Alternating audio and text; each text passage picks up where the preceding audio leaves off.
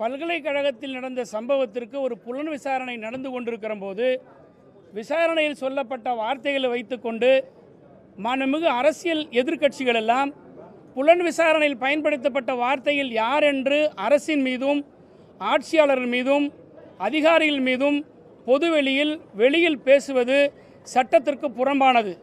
விசாரணையில்தான் யார் என்பதையெல்லாம் சொல்ல முடியும். அவை நீதிமன்றத்தில் அவற்றில் குற்றவாளிகளை நிறுத்த முடியும்.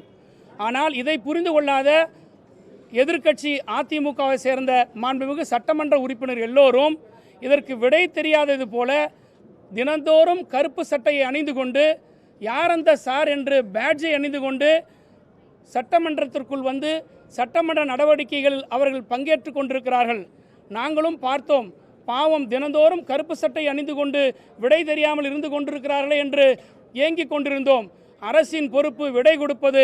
அதுதான் இன்றைக்கு யார் அந்த சார் என்று கேள்வி கேட்ட அதிமுக காரர்களுக்கு, சட்டமன்ற உறுப்பினர்களுக்கு இவன்தான் அந்த சார் என்பதை ஊடகங்களுக்கும் நாட்டு மக்களுக்கும் தெரிவிப்பதற்காக தான் இன்றைக்கு திராவிட முன்னேற்ற கழகத்தினுடைய சட்டமன்ற உறுப்பினர்கள் எல்லோரும் யார் அந்த சார் என்ற கேள்விக்கு இவன்தான் இந்த சார் என்பதை நாட்டு மக்கள் மத்தியில் வெளிச்சம் போட்டு கொண்டு வந்து காட்டுகின்ற நோக்கத்தோடு தான் இன்றைக்கு இத்தகைய நிகழ்வை நாங்கள் ஏற்படுத்தியிருக்கிறோம்.